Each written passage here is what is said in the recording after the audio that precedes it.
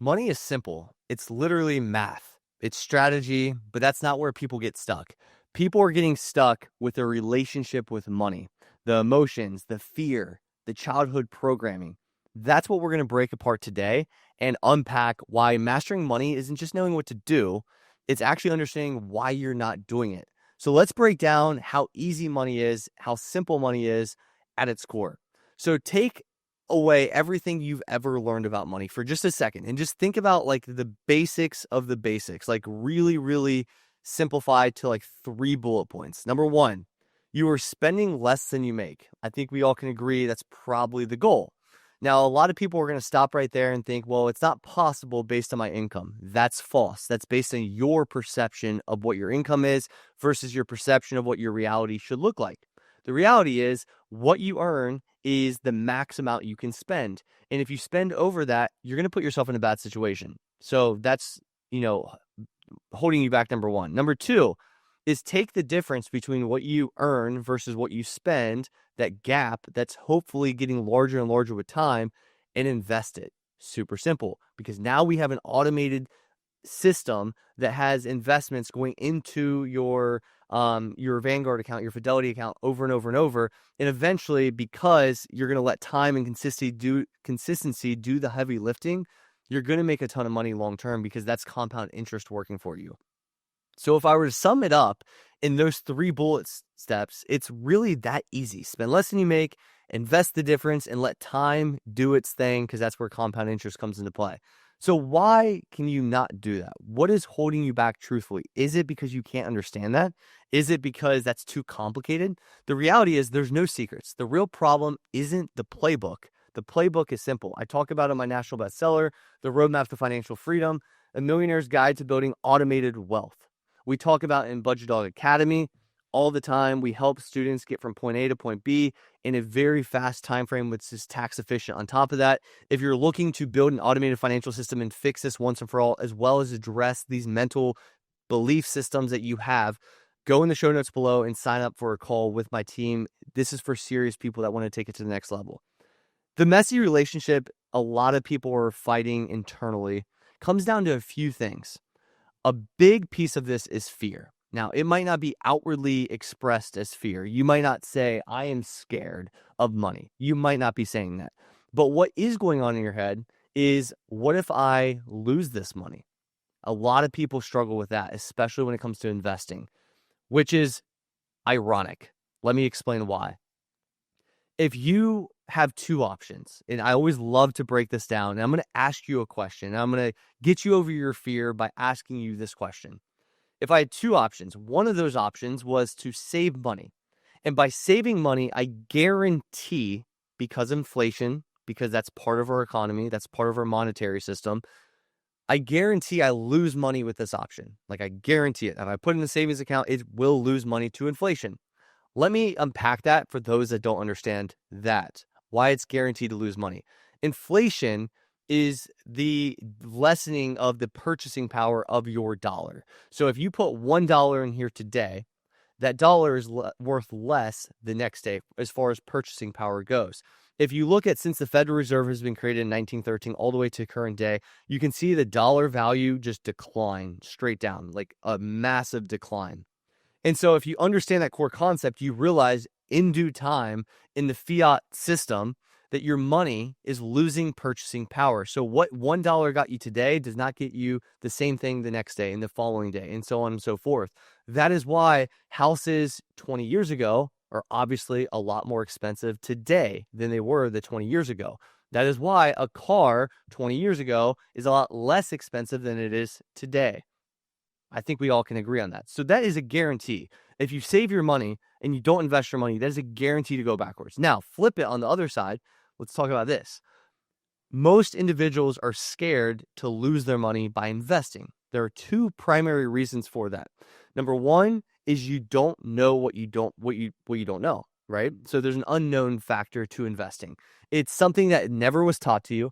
It's something that nobody ever told you to do, and nobody ever gave you the confidence that it would work. Now, here's what I will say to that. With that fear, Let's look at the data. Let's look at the numbers. Let's look at the logic, because that's what you're missing when you have the unknown. When you have the unknown, your head plays tricks on you and your mind plays tricks on you. I'll give you an example. The reason why the unknown is so scary is because that is human nature. That is what human nature boils down to. If you don't know and you're unknowing of something, whatever that is, let's insert scary movie.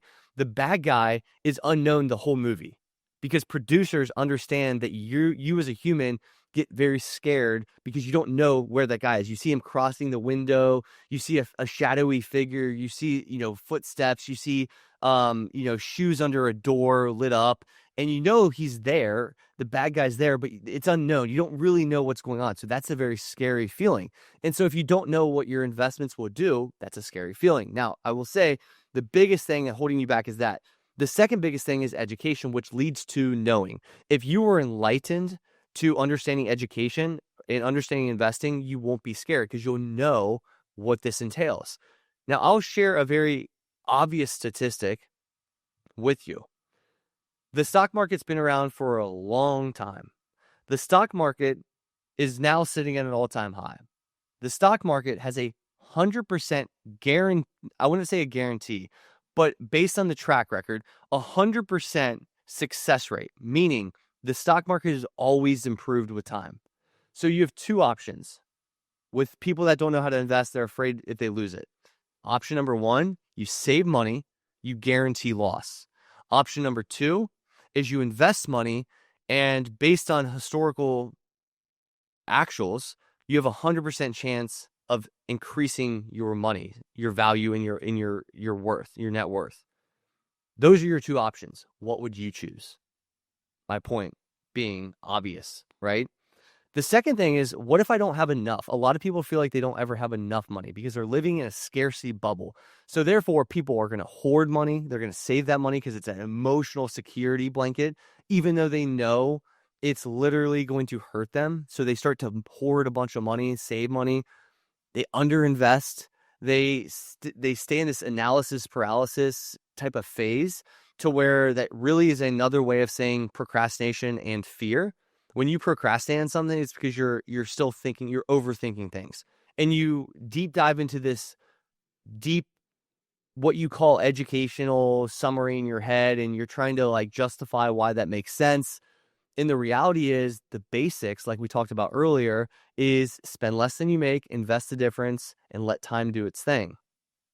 But you're doing exactly the opposite of that basic playbook, like the most simple of simple things ever, by having this fear element into your life.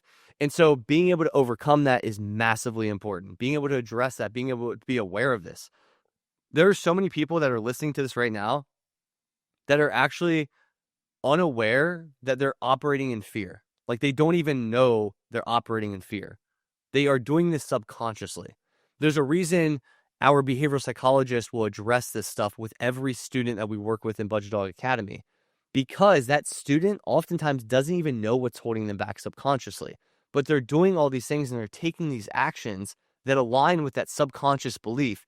And if they operate, which humans do operate at a 98% subconsciously, then they're always going to take those actions, always leading them to subconsciously hurt themselves. And until you understand and become aware of the 98% of subconscious that runs your life, you're always going to do the thing that hurts you the most, because that gives you an emotional security blanket. You guys have heard of Stockholm Syndrome. You guys remember Elizabeth Smart back in, I think it was 2003. She was abducted, but she became, almost loving of her captor, because that is a way to the human psyche, and the human emotion behind her was saying, I need to survive. And therefore, this gives me comfort to fall in love with this individual that kidnapped me, essentially. And everyone says, well, why don't you run away? Isn't it obvious? He gave her free flexibility to run. It's a psychological warfare that he was playing with her. So because she knew that area, she knew what was happening, and she was trying to survive, her mind flipped and played a trick on her and saying, I am safe here. I am with my captor, but I know what I know. Opposed to if I run away, that's an unknown territory. What happens? Is he going to kill me? Are my parents going to disown me? Am I going to be accepted by the public? Like, what's going to happen? So you live in this bubble, and your mind plays these psychological tricks on you. And we talk about this a lot. This is what's holding you back right now. It's fear. The other thing is guilt and shame. Guilt and shame is massively playing in a lot of people's psychology. And this is something I never personally dealt with. I dealt with fear 100%. I never really dealt with guilt and shame. I mean, I had a negative $8,000 net worth. I didn't like where I was at, but I fixed it. I wasn't really shameful of myself. I wasn't mad at myself. It wasn't what I dealt with personally. I did deal with some fear with like, what if I lose it type mentality. But as far as like guilt and shame, this is a really, really normal feeling a lot of people have. It's just something I haven't personally experienced. So people say I'm bad with money. What do you mean you're bad with money? Like, how are you bad with money besides you consciously or subconsciously are taking actions that make you have a bad outcome? You don't have an identity wrapped in the way you spend money. Your worth is not connected to the actions that you take regarding your money. They're totally two separate things. And so when you look at those as two separate things, you're no longer linking the two together. Linking those two together is going to really hurt you. I made too many mistakes. So you're linking your mistakes to who you are as a person. I'm bad with money. I'm linking my actions I've taken that were hurtful from a financial perspective, and I'm tying those into my self-worth. And that's just not the case. That shame actually leads to avoidance and not action. So oftentimes you see avoidant behavior. Negative cognitions that our behavioral psychologists will talk about is the avoidance factor. I'm not going to look at my bank account. I'm not going to open my budget. I'm not going to look at what I spent, because that makes you feel guilty. That makes you feel shameful. Oftentimes, the first thing I do with every single student is look backwards. I say, hey, before we do anything, obviously let's address the subconscious. And then secondly, let's just look backwards. Let's see what you spent. And that sounds like an easy exercise. It's like stepping on a scale. That's an easy exercise to step up on a scale. Doesn't take a lot of physical or mental, strength. But when you step on that scale and you see the reality of your weight and you're shamed by it and you know that's coming, or you look back at your spend and you realize I'm spending on things I don't feel that align with my values. For example, maybe you're gambling a lot. Maybe you're buying cigarettes. Maybe you're buying a lot of alcohol. Maybe you're buying things that OnlyFans subscriptions, and you feel shameful towards that. You feel guilty towards that. And when you have to look at that, you know it's coming, so you try to avoid it. And you think that you can get away with your whole entire life by avoiding your finances. You can't, because your finances are there whether you like it or not. You are going to be a slave until the grave unless you pay attention. You will be a product of the system unless you pay attention. The system is here. You can't get around it. You can't run away from it. The only thing you can do is address the fear, the guilt, the shame. Another thing that's really big that I've seen with a lot of students coming into the academy is the identity conflict. The identity conflict is something like, I grew up poor. I'm not supposed to be wealthy. People like me don't get wealthy. Rich people are selfish. Rich people do bad things. Billionaires are evil. They're the devil. They're part of the Illuminati. Those belief systems will dictate the way you think about money and the actions that you take around money. If you think getting rich is an evil thing, then what happens is you sit there and you try to find ways to self-sabotage getting rich, therefore staying poor. Oftentimes, this is one of the deepest rooted issues. Like, we can often, there's a lot of unawareness by a lot of people. A lot of people are unaware. They don't see pattern recognition. They don't, deep dive into their psychology. They don't assess their actions and think deeper. So sometimes even fear and sometimes guilt and shame, they don't even there's too surface level. They stay surface level. So they don't even address it because it's so avoidant to where they don't even they don't even realize it. But I would say a lot of people are at least aware of those feelings because they're emotions. You feel it through your body. But what I will say is one of the things holding back people the most that isn't necessarily obvious to an unaware person naturally is identity conflict. Because you have all these preconceived notions and beliefs that you're not really noticing consciously. You're kind of saying in your head, you're kind of running through these scripts, these money scripts that you've kind of built in your head. And therefore, they're oftentimes surface level or subconscious. So therefore, you take an action unless you deep dive and do a pattern stop and say, hold on, what's going on through my head? Why do I believe this? Why do I believe rich people are evil? Like what about my childhood programming? What about the facts that I know? What about the information I intake led me to that belief conclusion? Because oftentimes the conclusion on some belief system has the ability to change when you look at the belief itself, but that human being cannot change their belief outcome or conclusion to that specific belief. Things change. The only constant thing in life is change. I think we all can agree to that as we're talked through this.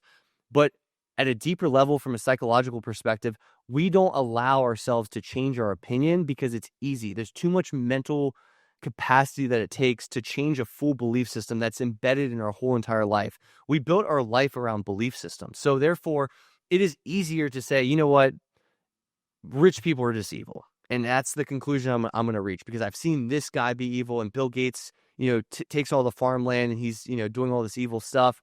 And therefore, every billionaire is evil. And therefore, I concluded on that. And I have not taken myself outside of that belief system because it's too much mental bandwidth to do so. And so most individuals never leave the identity conflict. This is something I would highly recommend to become aware of. And we'll talk about different ways to do this. But you're going to subconsciously self-sabotage yourself by building wealth to stay safe with their old identity, with your identity that you've claimed is the right way. We slap labels on ourselves all the time. And I am a big believer in not doing so. Because if I say I'm something, let's say I am a father, what does father mean to me? I'm a son. What does a son mean to me? So all of those beliefs associated with that label is what I identify as, what I do, the actions I take.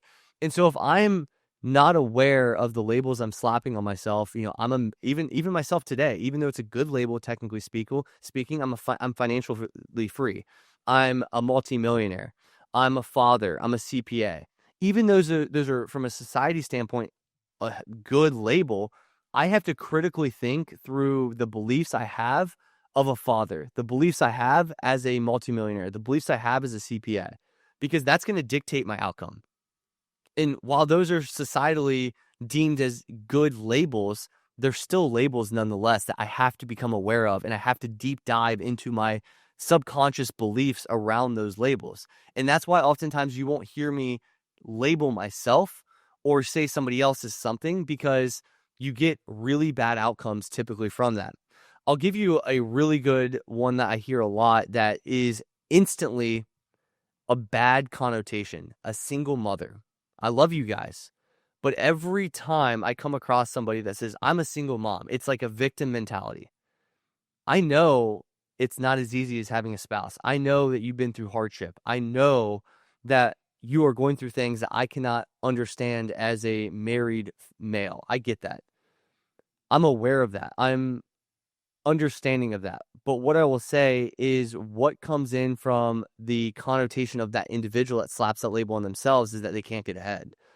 I don't think I've ever met, like online at this point in time in my life, somebody that comes to me and tells me they're a single mother and then gets results after the fact, because they have put this like mental roadblock in themselves. They put the shackles on themselves. Or I come from a bad area, or I came from the trailer park, and they identify as somebody that's in the trailer park. And so therefore they take actions that align with that identity. And these things can all be fixed. These things can all be corrected, but awareness has to be present. If you're not aware that this is happening to you, or your ego, like the second I said single mom was a negative connotation for many that reach out to me. If you're not aware and you have an ego and you're like, well, he said I'm a single mom, that's bad. Your ego is blocking your blessings. And you don't have to like that, but you have to become aware of that, because I'm trying to help you get through this. These are stupid labels that we've put on ourselves to hurt ourselves. Why would being a single mother put you in a bad situation? Why wouldn't you be able to use your disadvantage to your advantage? Give you a good example. My daughter, and I'm careful when I say this, I say she has Dravet syndrome, which is a 1 in 16,000 syndrome. But I'm very careful when I say she has Dravet syndrome or she's diagnosed with Dravet syndrome. I'm not slapping that label on her. She will be free and clear, mark my word, because we don't use labels and we don't victimize ourselves. My daughter's dealing with something that many don't deal with. So therefore, it takes more effort for us to make sure she's in a good spot, so that she lives a very normal life. The data and statistics around Dravet syndrome are not favorable. A lot of the parents with Dravet syndrome, I love them to death. I pray for them every single day. But a lot of them have a victimhood mentality. Oh, my kid was blessed or was, cursed with a 1 in 16,000 syndrome. That's not how I operate. So when I talk about this stuff, I don't just talk about this from a financial perspective. This is the lifestyle we live. This is how we think about things. When you listen to this podcast, this isn't about just like invest in a Roth IRA, invest for 40 years. Like, that's the technical stuff. I can teach you guys that in 5 seconds. If you don't understand and become aware of what you're doing to yourself, you're never going to survive. You're never going to thrive. You are your own problem. Therefore, you are your own solution. No, Donald Trump or Joe Biden or any political figure out there is not your problem. I don't care what you say about that. They are not your problem. Nobody external, in fact, your spouse, the one that you broke up with that's, harassing you, the one that abused you, all of those things are horrific things, but they're not empowering you unless you give them power. The only reason that those external factors have power over you is because you're directly giving them power. And it's not saying, almighty abuser, almighty politician, I want you to have power. You're complaining and victim, and that emotion is a low vibrational state that gives them power indirectly. If you're so emotional towards that person, that gives them power. And so we need to start thinking different to become financially free. We need to start thinking different to take control of our lives. I'm a big believer in taking control of your life. I don't know why you wouldn't believe that. In fact, I've changed my belief system over the years intentionally because I know that I see the common traits of wealthy individuals. Why do a lot of broke people call people that are rich lucky? Why don't they just say, maybe I'm irresponsible? Maybe I haven't taken the time to learn what that rich person knows. Most people by the stats that are rich are first generation. 8 out of 10. Most don't get an inheritance. Like 96% of millionaires do not get any form of inheritance. Any form. That's crazy. But you know how many people in the media stir up that billionaires are evil people and they're killing everybody, yet they provide half the economy with Amazon? Jeff Bezos, how many jobs has that guy created? How much wealth has he created? How many opportunities has he created? We need to start to think different if we want to get different results. If you think like the masses and you go with the flow of what the media tells you to think, then you're going to be an NPC puppet your whole life. If you stop living in the matrix monkey world and you start to think outside and critically think about these emotions, the psychology barriers, and you start to adjust for those and become aware of those, you're going to wake up. You're going to have an enlightenment. You're going to live the life that you deserve. I want to get people to where they want to be. And that often takes a shattering of the current belief system. And that's a very hard thing to overcome. And I'm aware of that. But I'm not going to stop speaking on this. And if I offend you today, I don't care. Do you hear me when I say that? I'm saying that because I love you. And I'm the good parent and I'm the good friend. I'm not the friend that tells you everything you want to hear. I'm not the parent that says, oh yeah, sure, you're the best. You can win every award in the world. You're the best on the court, although you came in last place. There's a scoreboard to this game, whether you like it or not. If you come in last place based on the scorecard or scoreboard, you're in last place. Sorry, you don't get the trophy. That's what happens. That's called life. And if you take a soft approach to that, you're not going to make it. And so I hope I offended somebody, in fact, that is too soft to understand that reality. Because if you do get past your ego and you do wake up to what I'm saying, you're going to be wildly successful, which is why my students become wildly successful, why my students become multi-millionaires, why my students become millionaires, why my students become financially free, why my students become debt-free. They're changing the way they think about things. Their mindsets are free. They've adjusted. They've taken a different path. So we talked about today the basics of money. Spend less than you make, invest the difference, let time do its thing. That's not really what we talked about today, intentionally, because that is easy. We all know that's easy. But what keeps holding us back? It's what we're talking about right now. I want to talk about a personal story that actually I lived out, you know, and I'm still living out to this day to some extent. When I was working at McDonald's at 16 years old, I was making $7.25 in Northern Kentucky, buttermilk pike, exit 186, flipping fries. And I was making minimum wage, but for a high schooler, I was saving all that money, literally saving all that money. And I looked at myself as somebody, my belief system told me that saving money, when I got my physical pay, literally got physical paychecks, there was not even direct deposit back then. I think they came with direct deposit like 17 years old. But like when I first got a job, there was no direct deposit. So they gave me a physical check. And that physical check would go straight to PNC Bank right after I drive my Cavalier, 2003 black Cavalier, little tiny thing. And I would stick shift it all the way over across the street to PNC Bank. I would then take that paycheck. I would deposit that paycheck. I would look at my bank account. I would feel proud. I thought I was doing the right thing. My belief system said, this is what smart people do. This is what, rich people do. My belief system was so jacked up. And I was really living in a scarcity bubble, in a fear bubble. What if I lose it? I got to save it. I got to save all my money. And for about the next 8 years, I did that for every paycheck I ever got with every job I ever had. So, I worked construction, I worked McDonald's, I worked multiple different restaurants, Skyline Chili, Oriental Walk. I was the busboy. I was in the back in the doing the dishes. I was doing everything. I cut the grass at the pool. I did some internships. I worked at Sprint, the cell phone store, at the front desk. Like, I did so many different things, made good money. I worked at the desk at the University of Louisville. I had internships at Deloitte. I had internships at LG&E, Louisville Gas and Electric. And I made good money. I saved it all. I never invested that money. And it kills me to this day because for 8 years, or like let's call it 6 years of my life, I was saving all that money because my belief system told me to. Until I shattered that belief system, I never got wealthy. And I actually had a negative $8,000 net worth at the age of 22 because I had a belief system that said saving money is a good thing. Savings money is what good, smart people do.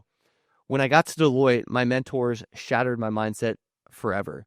And I'm forever grateful for those 3 Deloitte mentors I talk about all the time because of the mindset that they taught me, the belief system that changed. Everyone that I grew up with was work hard, save your money, which is not a bad, you would think, type of belief system. It's better than don't work and blow your money. But, it wasn't investing. It wasn't Roth IRAs. It wasn't doing these types of things. And it eats me to this day. I have a podcast on this, but all of that money, I've done a calculation. If I would have just taken a different approach, I would be worth $1 million more at the age of 40, which is about 7 years in the future, based on the difference. And it wouldn't have taken any effort. It would have been, instead of depositing into a bank, I would have deposited into a Roth IRA. That would have changed my life by $1 million at the age of 40, but I didn't know. I didn't know what I didn't know. It was the unknown. It was the fear. It was all those types of things I'm talking to you about right now. And I lost $1 million by the age of 40 because I didn't know what I didn't know. And I operated from a place of fear and I had the wrong belief system. So I say this stuff passionately because I realized I lost $1 million by not doing what I should have been doing, correcting my belief systems, challenging all of these things. I always say, here's a framework you always want to think about. So when you think about how to get results, how to actually get a good result, the intended result that you want, most people start from the front and expect the end, right? Let me explain this. So most people say, okay, you have to, for example, let's just say I want to win an NBA championship. Okay, so I got to start practicing basketball. Okay, so practicing basketball and getting a NBA championship are 2 entirely different things. But you think if you just start, you'll eventually get there. A lot of people believe that. What you're missing is everything in between. So in order to get to that whole entire result, it takes a belief system in the beginning. You have to shatter your belief system. You have to change your belief system that aligns with an identity that you slap a label on of some sort, a good label that puts you in an environment of those labels. Millionaires. I am a millionaire. I put myself in an environment with millionaires, aka Budget Dog Academy. For anyone that's not aware of what I'm referring to right now, I put myself in an environment of people that are becoming millionaires. Well, I would say that those people have systems, an automated financial system that produces the result of a millionaire. And so I was a millionaire before I was a millionaire in my mind. And a lot of people don't think that they can become millionaires. So therefore, they never change their identity. They never get into environments that produce millionaires. They never get into environments that have systems that produce the intended result. And they sit in this perpetual cycle of just like victimhood. And how do I do this? Guys, the obvious, like if you want to become a millionaire, join Budget Dog Academy. Like I'm going to be very blunt about it. It's not hard. Like if you join Budget Dog Academy, you will become a millionaire. I will shake your hand on it. I can't tell you exactly the timeline that's going to happen, but I can guarantee if you follow our roadmap, our proven roadmap that's helped over 2,200 plus families, why would you not become a millionaire? Like ask yourself that. Instead of thinking, what's the cost? I don't know if it can help me. You're already backing your own belief system, your own jacked up belief system. If you're in an environment that creates millionaires, that has the system to create millionaires, you're going to become a millionaire. It's really common sense. But your emotions are playing right now as I'm speaking. You got all these negative beliefs, all these limiting beliefs that you have. Well, I don't make enough money. Well, I don't blah, blah, blah, blah, blah, blah, blah, blah, blah, blah, blah. If you want to win with money, you change the way you think about money. You join environments that preach money. You join environments that have systems that get the intended result of millionaire status. It's a super simple process, but you're emotionally connected to all these limiting beliefs, all these things that are holding you back, which is what we're talking about today, which is why this is so important. So I'm going to talk about how to repair this relationship that you personally have, because what I've talked through today, fear, guilt and shame, identity conflict, and these things might not all be speaking to you, but some of them might be. So let's talk about an actual framework to do this. So number one, I want you to journal the money story that you grew up with. Ask yourself, literally write this down. What did I hear about money growing up? How do I react emotionally when I think about wealth? Write those down and just journal all day long and just think about it. That's step one. That's awareness. Become aware of the money story that you're telling yourself, the money script that you grew up believing. This is rewiring the belief. Step number two, flip that scarcity to abundance. Rich people are evil. Rich people do all these bad things. Instead of saying, I'm bad with money, change that to, I'm learning how to handle money powerfully. Instead of saying, I'll never have enough, change that to, I create more than enough. Step three, take one aligned action with the new belief system that you have. You don't need to change everything today. I don't want you to think that today you're going to fix all these belief systems. It's a long-term game. This is something I'm still working on to this day. It's been 13 years and counting. So don't think that you're going to wake up tomorrow and change everything that you think about. You have to be very intentional about this process. And most of you, respectfully, aren't very intentional with anything in your life. And the reason you're not getting results is because you're not intentional. You don't commit to things more than an hour of your time. You think about it in your head, oh my gosh, I'm so excited. The emotion, the excitement, the everything that goes into your head temporarily to see when you see the outcome of becoming a millionaire. And then you go back into default mode the second you stop thinking about that reward. And this matrix monkey mindset is going to continue to spiral out of control until you're 40, 50, 60, and you're like, I don't have what I want because you're not intentional. Focus and intention are huge. Talked to my wife the other night. I'm like, man, we've really done a lot. We've done a lot. And I'm not trying to, hype ourselves up or, be conceited here by any means. But by every definition of success in our society as we know it today, it's the 1% based on what we've done. National bestseller, financial freedom, overcoming Gervais. I'll stop there. We've done a lot in such a short time period. I told her, I was like, man, this is over the last 10 years, decade. I really, truly think at this point in time, it's not being the most, the smartest, the biggest, the most athletic, the strongest, the most good looking, the most charm, all those things that, people throw out as success. I truly think it comes down to two main things: being super intentional and focused on whatever that is that you want. And number two, don't give up. And I know those are stupid, simple, obvious ideas, but you'd be amazed when you go back into surface level thinking how many times you give up mentally, because you're not thinking I actually gave up. You're just like, I'm going to quit and we'll focus effort elsewhere. You'll justify where you're stopping. And it's not really like you're giving up in your mind. So you don't really see you actively doing this. Most killers don't think they're bad people, just so you know. So most people that have this issue of giving up or not focused, being focused intention, don't believe they don't believe they're giving up, and they don't believe they're not focused and intentional, but they are giving up and they are not focused and intentional. So unless you're hyper aware at a subconscious level and you deep dive beneath the surface level stuff, you don't even know, you're not even aware typically that this is happening, or you're justifying as to like why other people can do this and why you can't.